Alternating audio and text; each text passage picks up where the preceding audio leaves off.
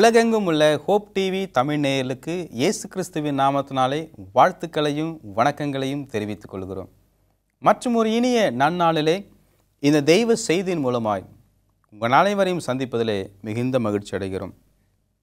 நீதிமொழிகள் 3ஆம் அதிகாரம் 12ஆம் வசனம் இவனமாய் சொல்லுகிறது: தகப்பன் தான் நேசிக்கிற புத்திரனை சிட்சிக்கிறது போல கர்த்தரும் எவனிடத்தில் அன்பு கூறுகிறாரோ அவனை சிருஷ்டிக்கிறார். வாக்குத்தத்தம் என்ற தலைப்பின் கீழாக நல்ல சத்தியங்களை நாம் படித்து கொண்டு வருகிறோம். தேவன் நம்மை ஆசீர்வதிப்பாராக. நீதிமொழிகள் 3ஆம் அதிகாரத்தில் 12ஆம் வசனம் இவனமாய் சொல்லுகிறது: தேவன் யாரை நேசிக்கிறாரோ அவர்களை சிட்சிக்கிறார். ரோஜா பூ செடி வளரணும்னா அதை சரியாக நம்ம பார்த்து எங்கே வெட்டணுமோ வெட்டி, எங்கே அதை சரிப்படுத்தணுமோ அதை சரிப்படுத்தணும். நிறைய பேர் நீலகிரி மாவட்டம் ஊட்டி போயிருப்பீங்க, கொடைக்கானல் போயிருப்பீங்க. இந்த காரியங்கள்லாம் நீங்கள் பார்த்தீங்கன்னா ஒவ்வொரு செடியும் ஒவ்வொரு வடிவமைத்தில் அந்த தோட்டக்கலை நிபுணர்கள் செய்திருப்பாங்க. ஆண்டவர் நம்மை நேசிக்கிறார்னு சொன்னால் நம்மையும் அப்படி அவர் சிட்சிக்கிறார், செதுக்குகிறார். இன்னொரு காரியத்தை நாம் பார்க்கணும். நீதிமொழிகள் 3:11 என் மகனே, நீ கர்த்தருடைய சிட்சையை அற்பமாக எண்ணாதே, அவர் கடிந்து கொள்ளும்போது சோர்ந்து போகாதே. இந்த வசனத்தை நான் மறுபடியுமாய் நான் வாசிச்சிட்டே இருப்பேன். நம்முடைய வாழ்க்கையில் வருகிற எந்த சோதனையாக இருந்தாலும் ஆண்டவரிடத்தில் நம்ம நெருங்கி இருப்போம்னு சொன்னால் அது சிட்சையாய் மாத்திரமே இருக்கும் என்பதை நாம் மறந்து போகக்கூடாது. ஆண்டவர் தாம் நேசிக்கிறவனை சிட்சிக்கிறார். அவர் சிட்சிக்கும் பொழுது நாம் சோர்ந்து போகக்கூடாது. மிகவும் கடுமையான ஒரு வசனமாக இருக்கிறது. ஆனால் இதுதான் உண்மை. ஒரு அப்பா தன்னுடைய பிள்ளையை நேர்படுத்துவதற்காக தண்டிக்கிறார். தண்டிப்பதனால எனக்கு அப்பா வேண்டான்னு சொன்னால், அப்பா பேர் தெரியாத பிள்ளைக்கு இந்த சமுதாயம் என்ன பேர் கொடுக்கும்? சரி, இன்னொரு வசனத்தை வாசிப்போமே. உபாகமம் 8ஆம் அதிகாரம் 5ஆம் வசனம்: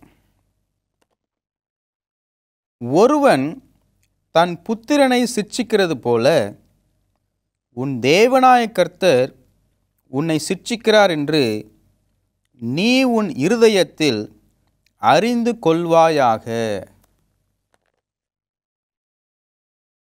எவ்வளவு வெளிப்படையாக ஆண்டவர் நமக்கு சொல்லிக் கொடுக்கிறார். யோபுவின் வாழ்க்கையை நீங்கள் எடுத்துக்கோங்க. யோபுவின் வாழ்க்கையில் யோபுவை ஆண்டவர் ஆசீர்வதிக்கிறார்.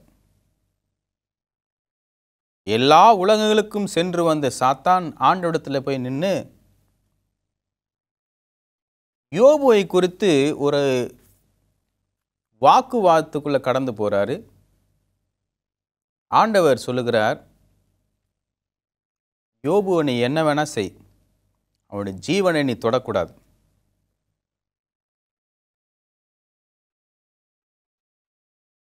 யோபுவுக்கு சோதனை தொடங்க ஆரம்பிச்சிச்சு. அந்த சோதனை தொடங்கும் பொழுது யோபுவினுடைய மனைவிக்கு ஒன்றுமே புரியல. யோபுவினுடைய நண்பர்கள் எல்லாம் கேள்விப்பட்டு சுற்றி வந்து உட்கார்றாங்க. 7 நாள் கம்ப்ளீட் சைலன்ஸ். யோபு எழுதும்போது அவர் சொல்கிறாரு, நீங்கள் 7 நாள் அமைதியாக இருந்தீங்க பார்த்தீங்களா, அதேமாரி அமைதியாக இருந்தால் ரொம்ப நல்லாயிருக்கும். அவங்க வாயை திறந்தாங்க, யோபு மேலே குற்றம் சுமத்த ஆரம்பிச்சிட்டாங்க. ஆனால் யோபுவுக்கு மாத்திரம் தெரிகிறது, அவருடைய நாவினாலே ஆண்டவரை தூஷிக்கவில்லை. சிந்தனையிலும் கூட அவர் சோர்ந்து போகாத வார்த்தைகளை சொன்னதும் இல்லை என்பதை நாம் பார்க்கிறோம். கிறிஸ்துவுக்குள் பிரியமான அன்பு சகோதரனே, சகோதரியே, யோபுவுக்கு அந்த நிலைமை வந்திருக்கும் பொழுது, யோபு அந்த நிலைமையை எப்படி கையாண்டாரோ, உங்களுக்கும் எனக்கும் அந்த நிலைமை வரும்பொழுது அப்படிதான் கையாள வேண்டும் என்பதை வேதம் நமக்கு சொல்லிக் கொடுக்கிறது. எபிரேயர் 12ஆம் அதிகாரத்துக்கு நம்முடைய கவனத்துக்குள்ள வருவோம். எபிரேயர் 12ஆம் அதிகாரம்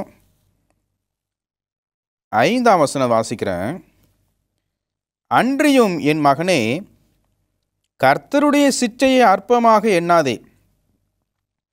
அவரால் கடிந்து கொள்ளப்படும் போது சோர்ந்து போகாதே.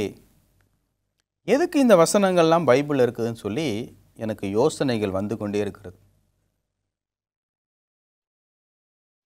12:6 கர்த்தர் எவரிடத்தில் அன்பு கூறுகிறாரோ அவனை அவர் சிட்சித்து தாம் சேர்த்து கொள்கிற எந்த மகனையும் தண்டிக்கிறார் என்று பிள்ளைகளுக்கு சொல்லுகிறது போல உங்களுக்கு சொல்லியிருக்கிற புத்திமதியை மறந்தீர்கள். நீங்கள் சிற்றையை சகிக்கிறவர்களாக இருந்தால் தேவன் உங்களை புத்திரராக எண்ணி நடத்துகிறார். தகப்பன் சிட்சியாத புத்திரன் உண்டோ? 8ஆம் வசனம். எல்லாருக்கும் கிடைக்கும் சிற்றை உங்களுக்கு கிடையாதிருந்தால் நீங்கள் புத்திரராயிராமல் வேசி பிள்ளைகளாயிருப்பீர்களே. 9 அன்றையும் நம்முடைய சரீரத்தின் தகப்பன்மார் நம்மை சிட்சிக்கும்போது அவர்களுக்கு நாம் அஞ்சி நடந்திருக்கிற நாம் பிழைக்கத்தக்கதாக ஆவிகளின் பிதாவுக்கு வெகு அதிகமாக அடங்கி நடக்க வேண்டுமல்லவா? அவர்கள் தங்களுக்கு நலமென்று தோன்றுகிறபடி கொஞ்ச காலம் சிருஷ்டித்தார்கள். இவரோ தம்முடைய பரிசுத்தத்துக்கும் நாம் பங்கு உள்ளவர்களாக இருக்கும் பொருட்டு நம்முடைய புரோஜனத்துக்காகவே நம்மை சிட்சிக்கிறார்.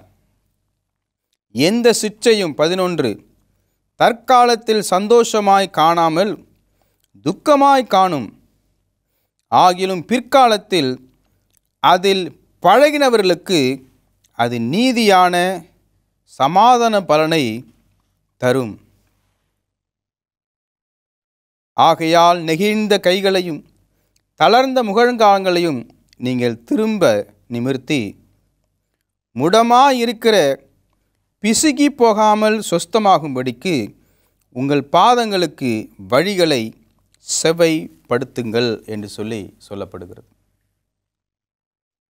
எவ்வளவு பெரிய ஒரு ஆசீர்வாதமான சத்தியத்தை நாம் படிச்சுட்டு இருக்கோம்.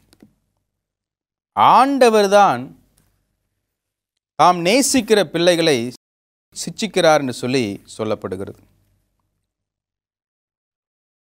அந்த சிட்சை தற்காலிகமாக தான் இருக்கிறது. அது நிச்சயமாய் துக்கமாக தான் இருக்கும். ஆனால் அதன் முடிவு ஆசீர்வாதமாக மாறுகிறது என்பதை இங்கே நமக்கு சொல்லப்படுகிறது. இவ்வளோ பெரிய ஒரு ஆசீர்வாதம். ஆண்டவர் சிட்சிக்கிறது நம்மேல் அன்பு இருக்கு என்பதை உணர்த்தும்படியாக சிட்சிக்கிறார். அப்படி நாம் ஆண்டவர் சிட்சிக்காமல் போயிட்டோம்னா நாம் வேசி பிள்ளைகள் என்பதை வேதம் சொல்லுகிறது. அந்த வார்த்தை நம்ம கேட்கறதுக்கு சந்தோஷமா இருப்போமா? தொடர்ந்து நாம் வாசிக்கும் பொழுது இன்னொரு பகுதிக்குள்ள நம்ம கடந்து போவோம். எரேமியா 31 18 19 20. எரேமியா 31 18 19 20. நீர் என்னை தண்டித்தீர், நான் பணியாத மாடு போல் அடிக்கப்பட்டேன். என்னை திருப்பும், அப்பொழுது திரும்புவேன். நீரே என் தேவனாகிய கர்த்தர். நான் மாடு மாதிரி கேட்காம போயிட்டேன், என்னை திருப்புங்க ஆண்டவரே. 19 நான் திரும்பின பின்பு மனஸ்தாபப்பட்டு கொண்டிருக்கிறேன். நான் என்னை அறிந்து கொண்டதற்கு பின்பு விழாவில் அடித்து கொள்கிறேன். வெட்கி ஞானி கொண்டும் இருக்கிறேன். என் இள வயதின் நிந்தையை சுமந்து வருகிறேன் என்று எப்பிராயிம் துக்கித்து புலம்பிக் கொண்டிருக்கிறதை நிச்சயமாய் கேட்டேன். 20ஆம் வசனம். எப்பிராயிம் எனக்கு அருமையான குமாரன் அல்லவா? அவன் எனக்கு பிரியமான பிள்ளை அல்லவா? அவனுக்கு விரோதமாய் பேசின முதல் அவனை நினைத்து கொண்டே இருக்கிறேன். ஆகையால் என் உள்ளம் அவனுக்காக கொதிக்கிறது. அவனுக்கு உருக்கமாய் இறங்குவேன் என்று கர்த்தர் சொல்லுகிறார். ஆண்டவர் நம்மளை அடிச்சுட்டு அவர் சந்தோஷமா இல்லைங்க, அவரும் வருத்தப்படுறார். நாம் மனம் திரும்ப வேண்டும் என்று சொல்லி அவர் பிரியப்படுகிறார். என் பிள்ளை நல்லவன் சொல்லி உலகம் சொல்லணும்னு சொல்லி நினைக்கிறார். ஆகவே என் பிள்ளை தவறான பெயர் எடுக்கக்கூடாதுன்னு சொல்லி நான் தவறு செய்யும் பொழுது அவரே என்னை அடிக்கிறார். அவர் என்னை அடித்த பிறகு அவர் மனஸ்தாபப்பட்டு என்னுடைய காயங்களை கட்டி என்னை ஸ்திரப்படுத்துகிறார். எவ்வளவு பெரிய அன்பு பார்த்தீங்களா? நம்ம நினைக்கிறோம் ஆண்டவர் எனக்கு விரோதமாய் வந்துட்டார், நான் இனிமேல் என்ன செய்ய முடியும்? சோர்ந்து போய் வெறுத்து வாழ்க்கையை ஒன்றுமில்லாமல் ஆக்கத்தக்கதாக எண்ணங்கள் போகிறதா? கிறிஸ்துவுக்குள் பிரியமான சகோதரனே சகோதரியே, தாவீதினுடைய எழுத்துக்களை நாம் படிக்கும் பொழுது அவருடைய எல்லா இக்கட்டையும் நெருக்கத்தையும் அவர் சகித்து கொண்டிருக்கும் பொழுது அதற்காய் தேவனை ஸ்தோத்தரிக்கிறார். சங்கீதம் 119 67 71 75 இந்த வசனங்களை நாம் பார்க்கும் பொழுது, ஆண்டவரே உம்மால் நான் தண்டிக்கப்பட்டேன், இப்பொழுது நம்முடைய வசனத்தை நான் வைத்து கொள்கிறேன், இப்பொழுது நான் படித்து கொண்டிருக்கிறேன், இப்பொழுது நான் சரிப்படுத்தப்பட்டிருக்கிறேன் என்று சொல்லி சொல்வதை நாம் இங்கே பார்க்கிறோம். 4 காரியத்துக்காக இயேசுவினுடைய பிள்ளைகள் சிட்சிக்கப்படுகிறார்கள். எதற்காக? முதலாவது, நம்மை சரிப்படுத்துவதற்காக. இரண்டாவது, தேவனுடைய மகிமை நம்முடைய வாழ்க்கையிலே வெளிப்படுவதற்காக. மூன்றாவது, நம்முடைய விசுவாசத்தை வளர்ப்பதற்காக. நான்காவது, நம்முடைய தவறான முடிவுகளினுடைய விளைவுகளை சொல்லிக் கொடுப்பதற்காக. இந்த உலகத்தை படைத்த ஆண்டவர் நம்முடைய வாழ்க்கையிலும் அதிசயங்களையும் அற்புதங்களையும் செய்ய வேண்டும் என்று சொல்லி அவர் பிரயாசப்படுகிறதை இந்த வசனங்கள் நமக்கு சொல்லிக் கொடுக்கிறது. யாரெல்லாம் மனத்தாழ்மையோடு இயேசு சொல்லிக் கொடுப்பதை படிக்க பிரயாசப்படுறாங்களோ அவர்களுக்கு கிருபையும் இரக்கமும் அளவில்லாமல் போக மட்டும் ஆண்டவர் கொடுக்கிறார். அப்ப ஆண்டவர் நம்மை சிட்சிக்கும் பொழுது நம்ம என்ன செய்யணும்? வாசிப்போம் வாங்க. சங்கீதம் 19 12 13 14. தன் பிழைகளை உணர்கிறவன் யார்? மறைவான குற்றங்களுக்கு என்னை நீங்களாக்கும். ஆண்டவர் சிட்சிக்கும் போது நம்முடைய பிழைகளை உணர வேண்டும். மறைவான குற்றங்களுக்கு என்னை நீங்களாக்கும். சங்கீதம் 19:13. துணிகரமான பாவங்களுக்கு உமது அடியேனை விலக்கி காரும். அவைகள் என்னை ஆண்டு கொள்ள ஒட்டாதிரும். அப்பொழுது நான் உத்தமனாகி பெரும் பாதகத்துக்கு நீங்களாக்கி இருப்பேன். 14. என் கண்மலையும் என் மீட்பெருமாகிய கர்த்தாவே, என் வாயின் வார்த்தைகளும் என் இருதயத்தின் தியானமும் உமது சமூகத்தில் பிரீதியாயிருப்பதாக.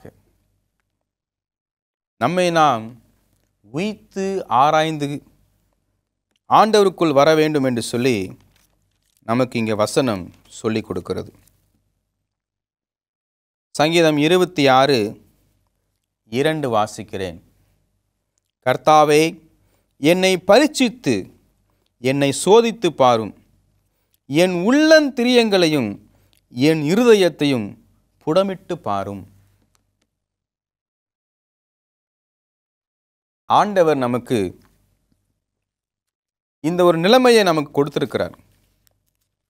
ஆண்டவரே, என்னை சோதித்து பாரும், என் உள்ளந்திரியங்களை புடமிட்டு பாரும் என்று சொல்லி அனுபவபூர்வமாக தாவீது எழுதுகிறதை நம்மால் இங்கே வாசிக்க முடிகிறது.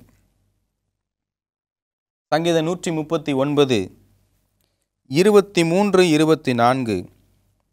தேவனே, என்னை ஆராய்ந்து என் இருதயத்தை அறிந்து கொள்ளும். என்னை சோதித்து என் சிந்தனைகளை அறிந்து கொள்ளும். 139 சங்கீதம். வேதனை உண்டாக்கும் வழி என்னிடத்தில் உண்டோ என்று பார்த்து நித்திய வழியிலே என்னை நடத்தும். எவ்வளோ பெரிய ஒரு காரியம். ஒவ்வொரு முறை கம்யூனிட்டி சர்வீஸ் நடத்தும் பொழுது சொல்லுவாங்கள்ல அந்த பாஸ்டர், எங்கே வாசிக்கிறோம்? 1 கொரிந்தியர் 11:28. யாராவது இந்த கம்யூனியனில் எடுத்துக்கிட்டாலும் சரி, தன்னைத்தான் உய்த்து ஆராய்ந்து இந்த போஜனத்திலே கலந்து கொள்ள வேண்டும் என்று சொல்லி அங்கே அந்த போதகர் சொல்லுகிறதையும் நாம் கேட்டிருப்போம்.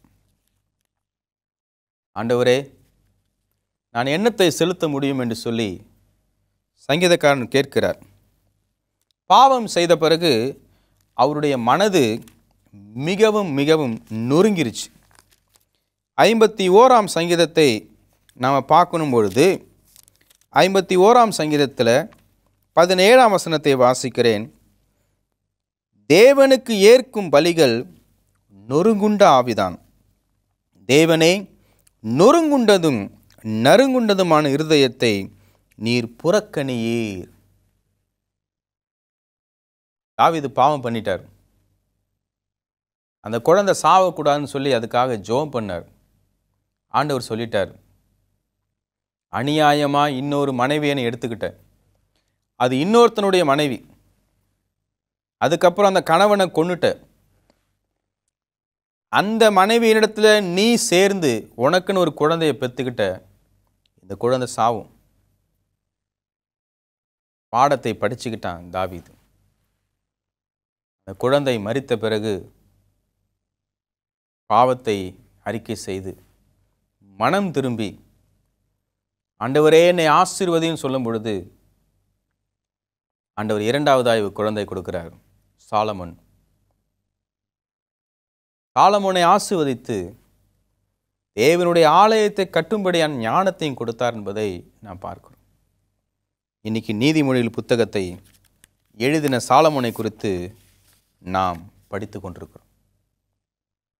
கிறிஸ்துவுக்குள் பிரியமான அன்பு சகோதரனே, சகோதரியே, ஆண்டவர் உங்களோடு கூட பேசுகிறதை நீங்கள் மறந்து போகவே வேண்டாம்.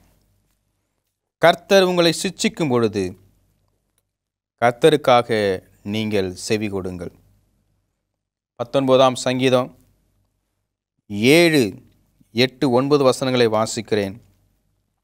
கர்த்தருடைய வேதம் குறைவற்றதும் ஆத்துமாவை உயிர்ப்பிக்கிறதுமாயிருக்கிறது.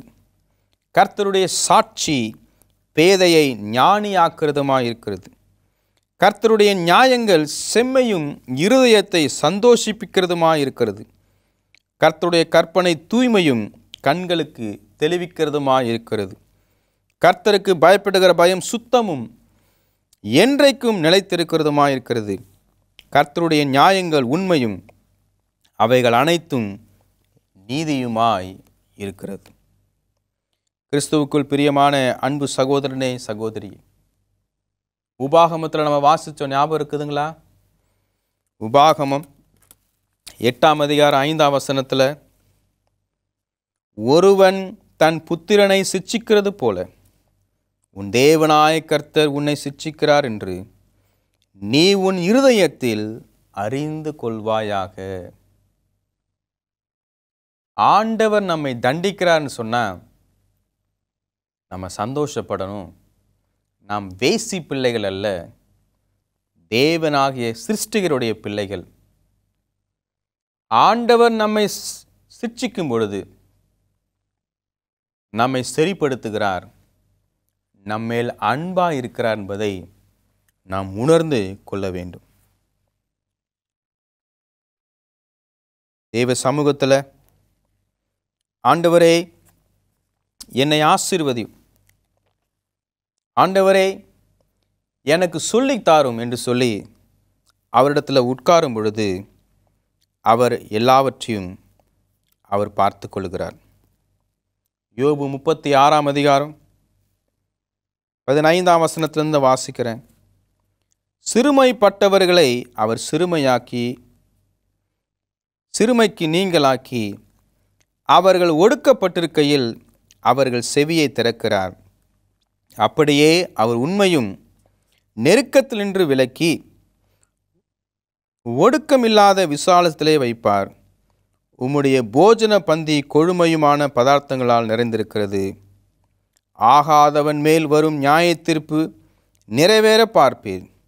நியாயமும் நீதியும் உம்மை ஆதரிக்கும். உக்கிரம் உண்டாயிருக்கிறதுனால் அவர் உம்மை ஒரு அடியினால் வாரிக்கொண்டு போகாதபடிக்கு எச்சரிக்கையாயிரும். அப்பொழுது மீட்கும் பொருளை மிகுதியாய் கொடுத்தாலும் அதற்கு நீர் நீங்களாக மீட்டீர். ஆண்டவருக்கு விரோதமாக நாம் என்ன செய்தாலும் சரி, ஆண்டவர் நம்மை சிட்சிக்கும் போது அமைதியாக இருப்போம். பாடத்தை கற்றுக்கொள்வோம். தேவன் நம் மூலமாய் பெரிய காரியங்களை செய்வார் என்பதை மறந்து போகக்கூடாது. வசனத்தை நாம் வாசித்து நான் நிறைவு செய்ய விரும்புகிறேன். நீதிமொழிகள் 3ஆம் அதிகாரம் 12ஆம் வசனம், 11ஆம் வசனம், 12ஆம் வசனம். என் மகனே, நீ கர்த்தருடைய சிட்சையை அற்பமாய் எண்ணாதே, அவர் கடிந்து கொள்ளும்போது சோர்ந்து போகாதே. தகப்பன் தான் நேசிக்கிற புத்திரனை சிட்சிக்கிறது போல கர்த்தரும் எவனிடத்தில் அன்பு கூறுகிறாரோ அவனை சிட்சிக்கிறார். தேவன் நம்மை சிட்சிக்கும் பொழுது நாம் பொன்னாக புடமைக்கப்படுகிறோம். நாமும் இயேசுவின் அன்பை வெளிப்படுத்துகிறோம்.